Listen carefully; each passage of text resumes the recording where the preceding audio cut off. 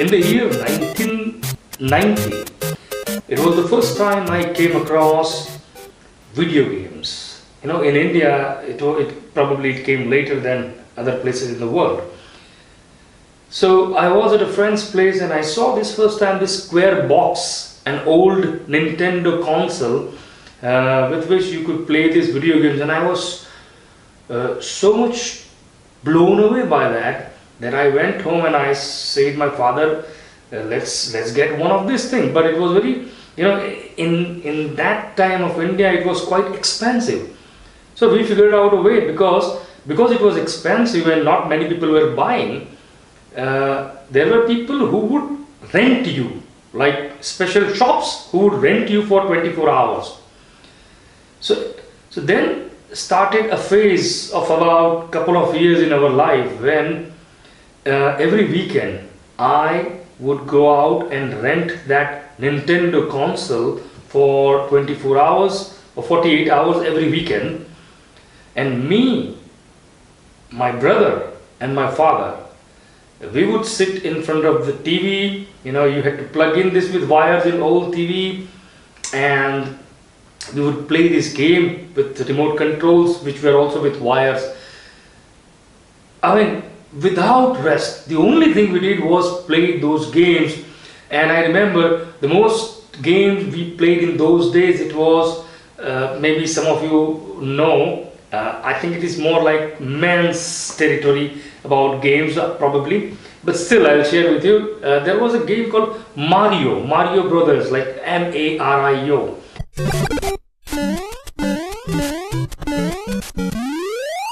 Mario, and it was very popular at that time, and it felt like very strange that you are pressing a button here and someone is jumping there. Now, we liked playing that game so much so that, believe me, our thumbs were sore because of pressing of the buttons, right? So what we would do is, with each one of us, there was a bowl of hot water.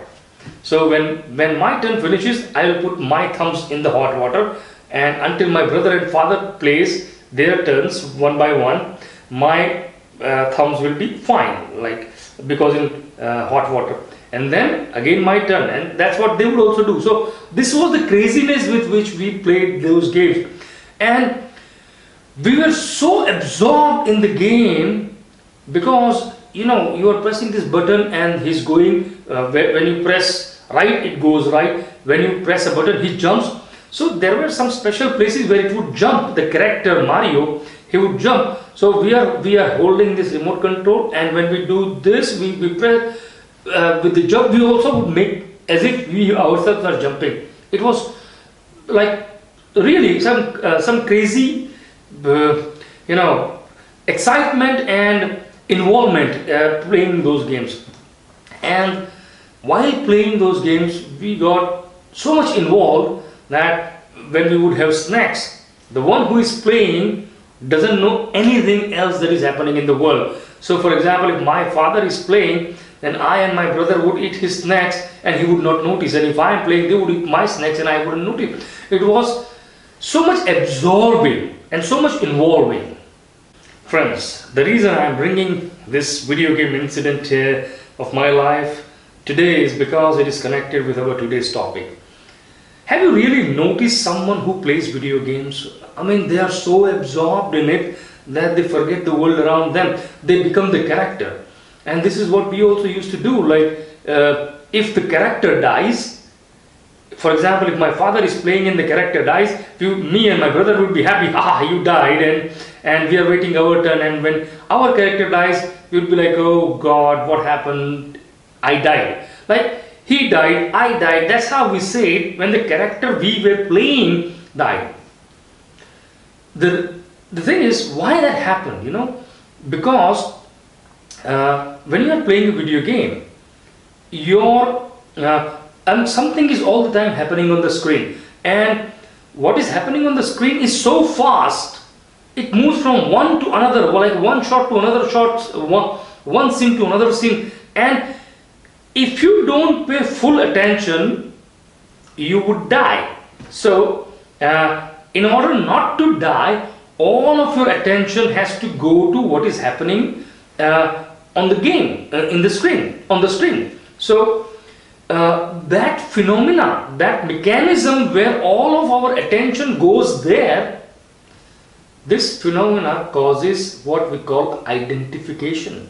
Identification with something. Like when I am playing a video game, I become the character of the video game. That means I identify myself with the character of the game. So when the character gets success, I feel joy.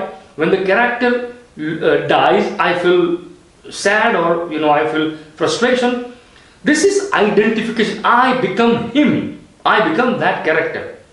Now, this is exactly the same phenomena that happens with our mind also. There are two things. There is I or you, and there is my mind or your mind. Now I have a mind, you have a mind, but the mind is so active all the time. So many things are going on, one thought after another thought. That thought leads to another thought, and that further leads to another thought, and that's how the thought train rushes.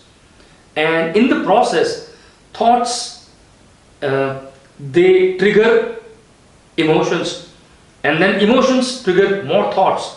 And there is there is like a constant, endless activity of a circle of thoughts and emotions going on and on and on. It's like a whirlpool, and you can't figure out where it starts, where it ends, and there are more and more layers going on and on and on as long as we live. Now, because of that speed of thought, and because of the constant frequency of thoughts, what happens to a player of the video game is also what happens between us and our mind. We become identified with the content of our mind. That means, just as a video game player feels that he is the character, and when the character jumps, he also sort of jumps, or when the character dies, he also feels kind of frustration. In the same manner, whatever the mind says, or whatever content the mind throws at us, we feel this is us. Like we start feeling that we are our mind. And this, my friends, has happened very early on in our life. Very early on, when we were growing up, at some point, no one knows when, we became the mind. We, instead of the player who plays the video game, we became the character of the game. Instead of the person who has the mind, we became the mind itself. And that is the reason many of us, we are not able to we are not able to be aware. We are not able to create this ecology of happiness, because in order to create ecology of happiness, happy life, you will need to see your needs, see your values, do something about them. You will need to take action. You will need to overcome the fear. You will need to see that the voice of the fear is not me. It is just a voice on the screen of this video game, this mind inside of me. But we are not able to do that because things are going so fast. It is practically impossible to see who we are, what we are.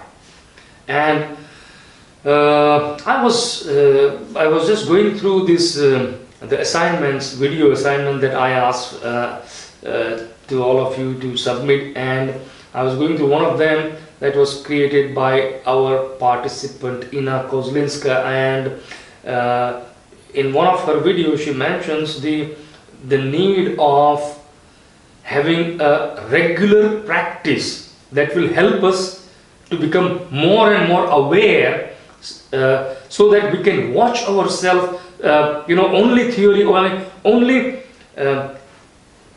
intellectual insights may not be enough, and I can't agree more.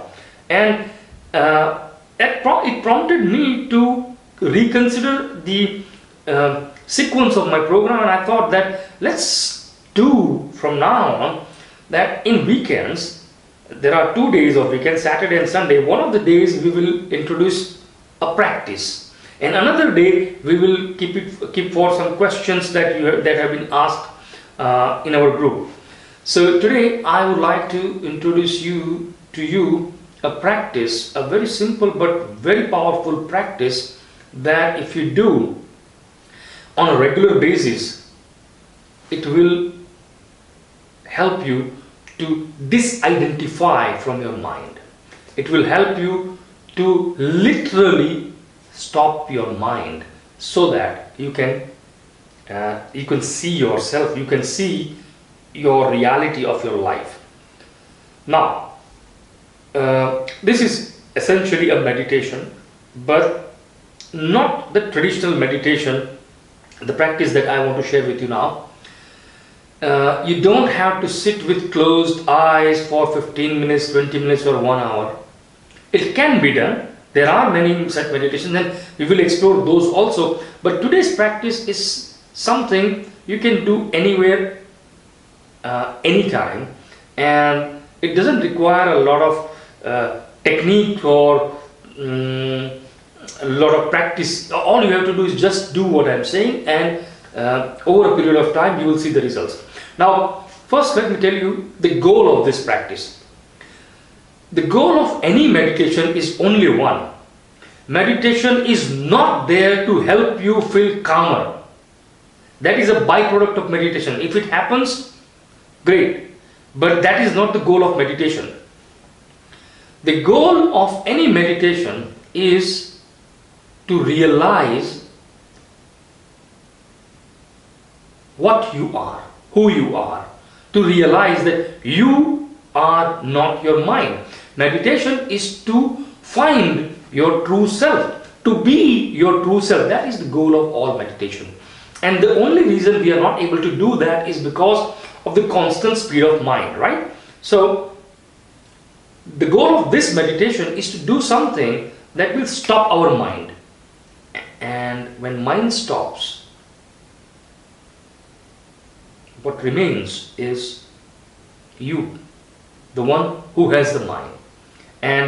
But we can only see who we are or what we are when the mind stops. And by the mind stops, I don't mean you will lose your mental abilities or mental skills. No, not that. By mind stops, what I mean is the uncontrollable, autonomous, automatic process of thoughts which you cannot control, which just keeps on happening. So that is what stops. And when that stops, you can realize your true self. And in that realization also, you know exactly what you need, what is important for you.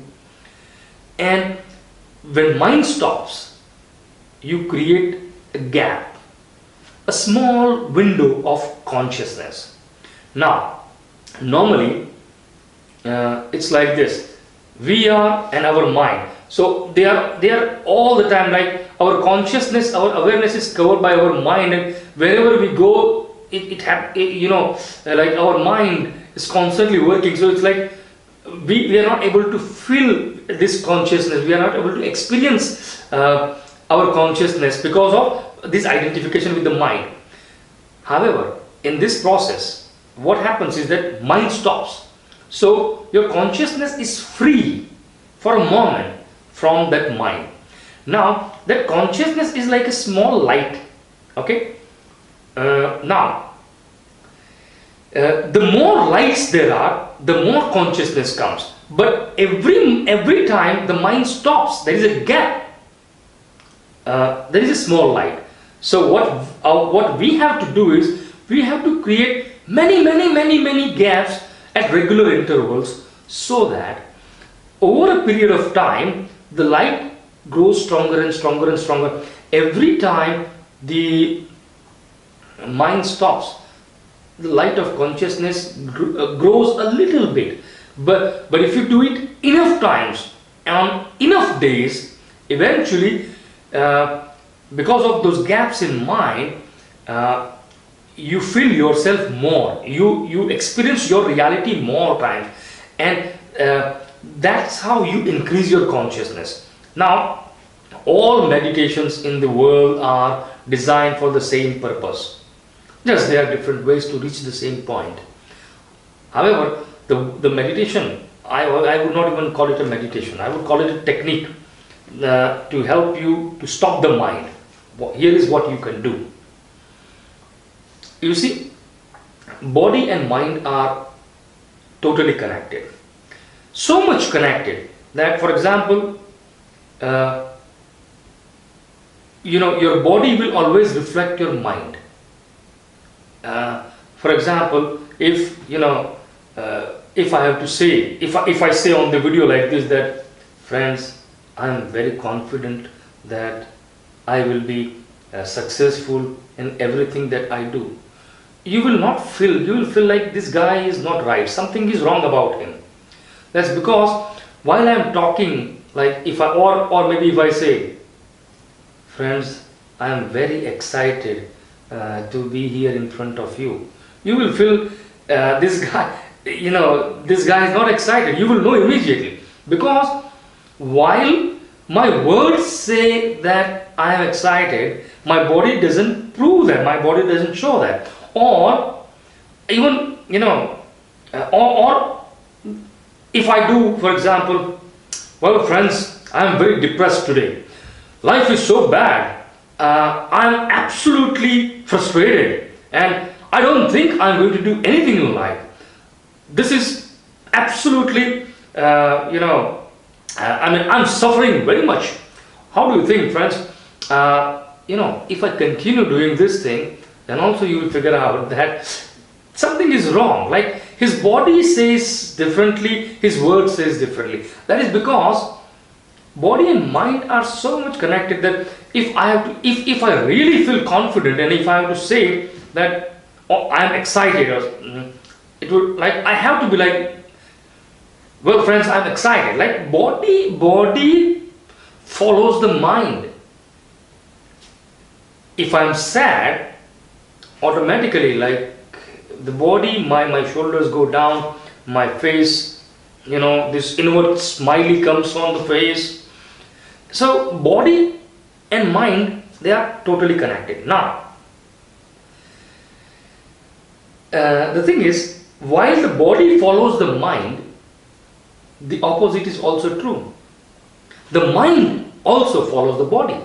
So, in this practice that we want to do to stop the mind, this is what we will do. In a retreat scenario, for example, if we were in a retreat and we are doing like 3 days retreat, and then one full day, I will do like this, that I will give you this instruction that today, throughout the day, many times you will hear a bell or a gong, because everybody is somewhere around in the retreat, in nearby forest, or in the resort, wherever they are, so everyone can hear this sound. So I would say there will be a bell many times and randomly. There is no fixed gap. It could be one bell after another, after 1 hour, or after 10 minutes, or after 3 hours. No schedule, no patterns, randomly. But every time you hear the bell, immediately in that moment, freeze your body in whatever position it was at that moment. So for example, if I'm talking to you and I hear that's what you do. Even if you are in the middle of a movement, stop, completely freeze your body as it is. It doesn't matter how awkward it looks, and that you have to do only for about 40 seconds. 40 seconds is enough time for this practice one time. Now, let me say what happens when you do this thing. You know this thing, right? When you want to sleep and you cannot sleep, what happens? You are moving in the bed from here and there, like you're changing your sides, right? Or if you can't take it anymore, you stand up and move around in the room. If you are very anxious, is it possible to be like this, totally centered in yourself? When you are nervous or when you are anxious, there is some movement, like people do this, people move their leg, they just can't sit, they will move around. That's because when the mind is too much active, the body cannot be stable. I mean, the body cannot be at rest. That's why people, when they want to sleep and can't sleep because the mind is so much active that the body can't rest. And sleep is a phenomena of body. Body must rest. But here we do the opposite. Here we freeze the body. Now it's like you are freezing the body. That means you are not allowing the body to move.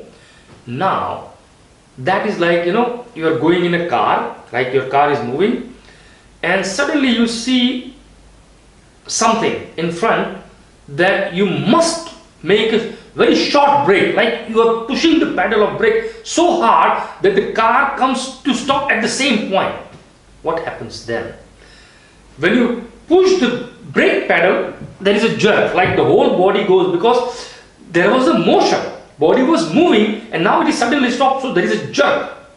This is exactly what happens to the mind. When we are doing some activities in the background, the mind is always active, and when you suddenly freeze the body, there is a jerk of the mind, and literally the mind stops for a moment. Now for most people it will be few seconds, like 5 seconds in the beginning, even 3 seconds in the beginning. For some who have already worked or who have done lots of spiritual practices, it can be longer, but for most people in the beginning it could be only a few seconds, not a problem. Even if it is not totally stopping mind, it will be very slow in that moment. So when this break happens, when you freeze the body, and at that moment when the mind is stopped, what is left is you totally aware. That's it. You, who you are, in your full awareness. There is no thought. Even if there is thought, there is a very long gap between one thought and another thought. Of course, after some time again mind will pick up. That's why I am saying you 40 seconds is enough time in one time. Now, how to do this practice? How to really implement in life? First of all, let me make it very clear.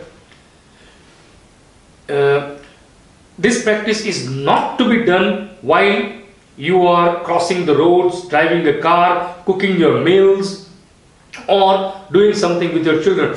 Wherever there is a physical danger involved, even a small minor physical danger involved, please do not do this practice. This practice can be done in all other scenarios except the physical involvement of physical danger.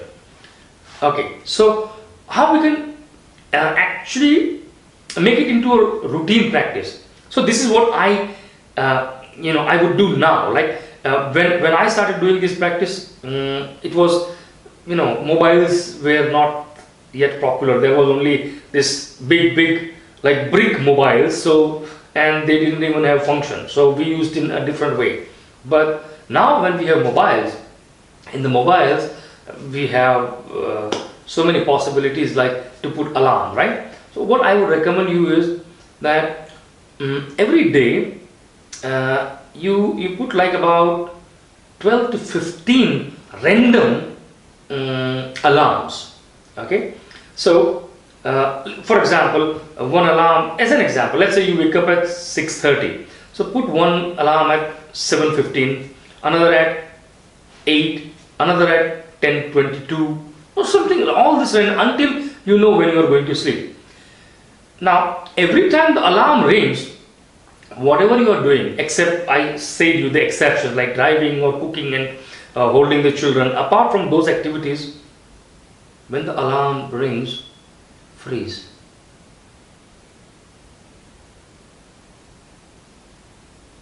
Let it run for 30 seconds, 40 seconds, and then go and stop it. You will see, if you do this practice only for 3 weeks, there will be a huge increase in the light of your awareness. That is because every time you do this, there is a gap in your mind, and when you start it again, when you get back in normal routine again after that freezing, it still takes time for the mind to catch its own speed. So you are kind of breaking the speed of mind also and stopping the mind also, and you are doing it so often that eventually it increases small lamp by lamp, like you are adding one lamp, one LED to one more LED every time you do this. Eventually the light of your consciousness will keep growing more and more. So my friends, this is a technique which can be used anywhere, anytime. You are walking in park, you can do that. So nobody can say that, oh, it's very difficult. I am very sure this can be done by anyone. And the good news, you don't have to work hard to do this thing. All you have to do is not do anything. Freeze. So this is not doing something. This is not doing something, right? And many people have in our group mentioned about this, that they don't know how to slow down. Their mind starts all over again. For you, I would say this is a medicine. So do it for the next 21 days. Today is the 19th day of our online intensive. By the time we reach 40 days, we have 21 days. What a magical number. 21 days, is the time it takes for us to integrate a habit. Make this your habit for the next 21 days and let your awareness grow.